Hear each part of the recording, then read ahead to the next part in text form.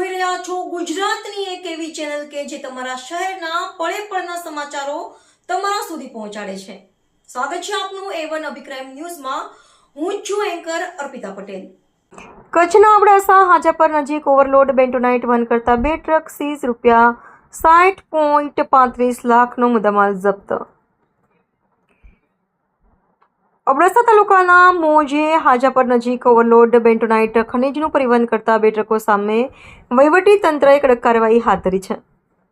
જિલ્લા કલેક્ટર કચ્છના માર્ગદર્શન અને નાયબ કલેક્ટર અબડાસા શ્રી ચેતન પ્રજાપતિની સૂચના અનુસાર મામલતદારશ્રીએ આર નીનામા તથા તેમની ટીમ દ્વારા હાજાપર વિંજાણ માર્ગ પર ચેકિંગ દરમિયાન 2 ટ્રકોને સીઝ કરવામાં આવ્યા હતા। તપાસ દરમિયાન ટ્રક નંબર GZ20Z6666 અને GZ36X7845ના મંજૂર ક્ષમતા કરતાં વધુ બેન્ટોનાઇટ ખનીજ ભરેલું હોવાનું સામે આવ્યું હતું। બંને વાહનોમાં અનુક્રમે 1.25 મેટ્રિક ટન અને 4.25 મેટ્રિક ટન એમ કુલ 5.50 મેટ્રિક ટન બેન્ટોનાઇટ ખનીજ ઓવરલોડિંગ સાથે મળી આવ્યું હતું।